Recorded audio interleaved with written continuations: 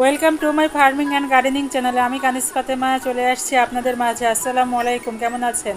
আপনাদের মাঝে এই যে সুন্দর সুন্দর ভিডিওগুলো নিয়ে আসি, কতটুকু কার কাছে ভালো লাগে তা বলতে পারি না। এই যে দেখেন আমার গাছের ভিডিও কমলাগুলো, এগুলো হচ্ছে টক লেবু বলতে যেটা বলে, সেই টক লেবু এত টক, এত পরিমাণ টক, তো এটার জুস হয় অসাধারণ। তো টক লেবুর যে জুসটা অসাধারণ জুস হয়। আর এই ছিল আমার টক লেবুর কমলা। এই যে দেখেন এগুলো হচ্ছে চায়না কমলা। মাশাল্লাহ প্রচুর পরিমাণের আসছে আমার এই গাছের ফল, এত পরিমাণের আসছে যে বলার বাহিরে। এই যে দেখেন কি পরিমাণ ফল আসছে আমার এই একটা গাছে, এত পরিমাণ ফল আসছে যে আমার পরিবারের সম্পূর্ণ চাহিদা এটা থেকেই মিটে যাবে। যে জুসের যে চাহিদাটা এই গাছ থেকেই মিটে যাবে। আর আমার বাগানের এই গাছটার বয়স হচ্ছে আপনার 2.5 বছর।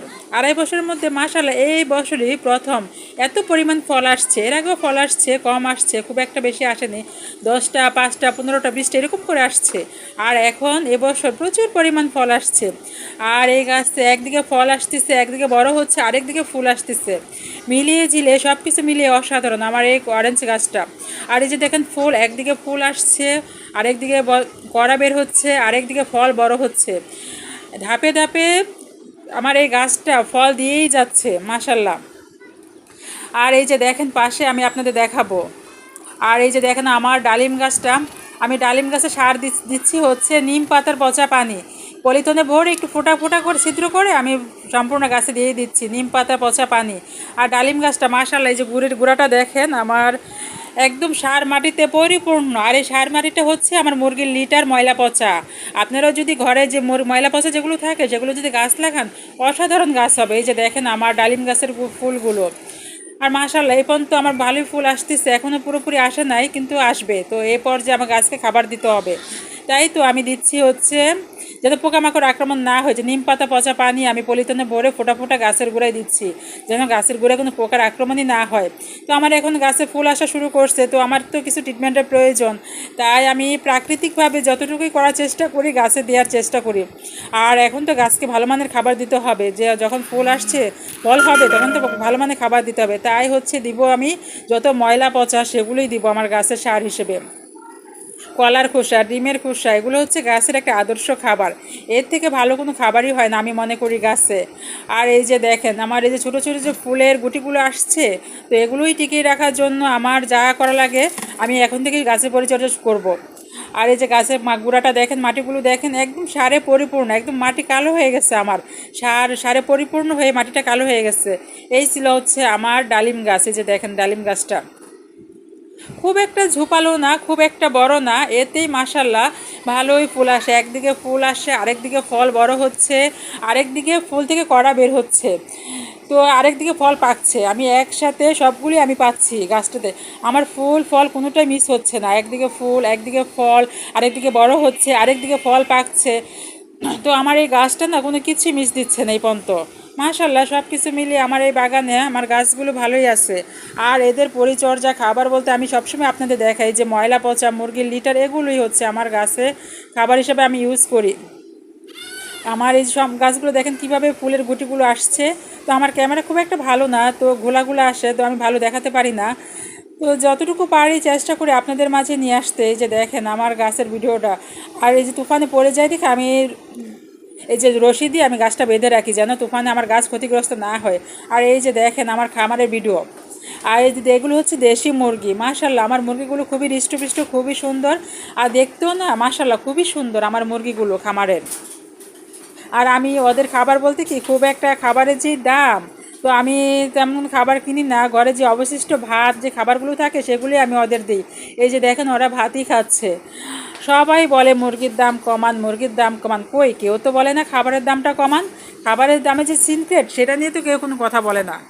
তো হচ্ছে খামারিদের উপরে সম্পূর্ণ প্রেশার, খামারিদের হচ্ছে মুরগির দাম কমাতে হবে। কিন্তু খামারিরা কীভাবে দাম কমায় বলেন? যদি মুরগির খাবারের দামই না কমে, একটা খামারের উপরে না প্রচুর প্রেশার হয়ে যায়, প্রচুর প্রেশার হয়ে যায়, তাই ম্যাক্সিমাম খামারি বলতে গেলে বন্ধ হয়ে যাচ্ছে। আর এই যে দেখেন এই বাটিতে ভাত, আমি মুরগিকে এই ভাতগুলোই দিব। আর এই যে আমার টাইগার মুরগিগুলো, এগুলো হচ্ছে ভাত খাচ্ছে, দেখেন ভাত খাচ্ছে।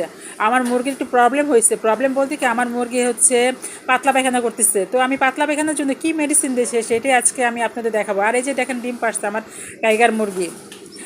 তো আমার টাইগার মুরগি অসুস্থর কারণে খুব একটা ডিমের প্রোডাকশন ভালো পাই না। তো একটা দুইটা তিনটা মুরগি তো একটা করে ডিম পারে।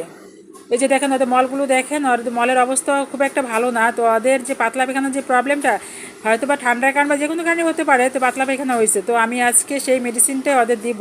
তো আমি কিভাবে মেডিসিনটা দিই সেটাই আজকে আমি আপনাদের দেখাবো, কোন মেডিসিনটা দেই। আর আপনার আমাদের ঘরে যে মেডিসিনগুলো থাকে আমাদের পশু পাখির জন্য, এই মেডিসিনগুলো ভালো কাজ করে। বাজার থেকে এক্সট্রা কোনো মেডিসিনই কিনতে হয় না। ঘরের যে মেডিসিনগুলো থাকে জ্বরের জন্য, আপনারা মুরগিকে নাপা ট্যাবলেট খাওয়াতে পারেন বা নাপা সিরাপ খাওয়াতে পারেন। ঠান্ডা লাগলে মুরগির বাচ্চাকে হিস্টাসিন খাওয়াতে পারেন। আর যদি পায়খানায় প্রবলেম হয় তো সেই ক্ষেত্রে এই যে দেখেন আমি অ্যামোডিস খাওয়াবো। অ্যামোডিস এরকম পায়খানার জন্য তো অনেক ওষুধ পাওয়া যায়, আমাদের ঘরেই থাকে। তো ফিলমেট, এটা ফিলমেট সিরাপটাও কিন্তু ভালো কাজ করে। আর আমি কিন্তু এখন অ্যামোডিন ট্যাবলেটটাই দিব। দ্যাট একটা ট্যাবলেট 1 লিটার পানির মধ্যে ভালো করে গুঁড়ো করে পানির মধ্যে মিক্স করে আমি ওদের দিব। আর এই যে দেখেন মোরগটা কী করে, সারাক্ষণ শুধু মাথা না চায়। কেন যে মাথা না চায়, ও না নাচতে ইচ্ছে করে তাই হয়তো বা না মাথা না চায়। আর আমি যেটা বলতেছিলাম যে আমি অ্যামোডিস ট্যাবলেটটা গুঁড়ো করে আমি ওদের দিব। তো এতে দেখি পাতলা পায়খানার কতটুকু আমি রেজাল্ট পাই, ইনশাল্লাহ ভালো রেজাল্ট পাবো। আর যদি ভালো একটা রেজাল্ট পাই অবশ্যই সেই ভিডিওটা আমি আপনাদের মাঝে শেয়ার করবো। আর এই যে দেখেন মোরগটা, মাশাল্লাহ আমার এই মোরগটা খুবই সুন্দর, কিন্তু আমার এই মোরগের না লেজ নাই। আমি কি বলবো বলেন, দুঃখের কথা। আমি মোরগটাকে রাখছিলাম তো রুমের ভিতরে কীভাবে যেন চিকা ঢুকে গেছিলো। সেই চিকাটা আমার মোরগের লেজটা একদম কেটে ফেলে। তো কেটে ফেলার পর এখন আর লেজ হয়নি আমার এই মোরগটা। তো লেজ ছাড়া মোরগ আমার এটা। আর এই যে দেখেন ভাত খাচ্ছে ওরা। এই যে বললাম ফিটের অনেক দাম, ফিট দিতে পারি না, তো ঘরের অবশিষ্ট খাবারই আমার মুরগির খাবার এখন হয়ে যায়। আর আমার খামার বলতে গেলে এখন বন্ধ, কারণ এত কস্টিং দিয়ে খামার দেওয়াটা হচ্ছে আমাদের জন্য খুব টাফ ব্যাপার। আর লসে তো আর করা যাবে না, তাই না? নিজের গাইডে টাকা দিয়ে তো আর খামার দেওয়া যাবে না। যদি লাভই না থাকে, প্রফিটই না থাকে, তো এত কস্টিং দেওয়ার কোনো মানেই হয় না। তো আমার খামার আপাতত বন্ধই আছে। তো এগুলোই হচ্ছে আমি রাখছি হচ্ছে দেওয়ার জন্য। এই ছিল আমার খামারের ভিডিও। যদি আমার ভিডিও আপনাদের এতটুকু ভালো লেগে থাকে অবশ্যই আমার চ্যানেলটা লাইক সাবস্ক্রাইব শেয়ার করে দিবেন, আমার পাশে থাকবেন। আর যদি ভালো নাও লাগে তাও আমার কোনো কিছু করার নাই। তো আমার ভালো লাগে আপনাদের মাঝে সব কিছু শেয়ার করতে। এখন ভালো লাগা খারাপ লাগা আপনারা কীভাবে নেবেন সেটা হচ্ছে আপনাদের ব্যাপার। এই ছিল আমার ভিডিও। ভালো থাকবেন, সুস্থ থাকবেন।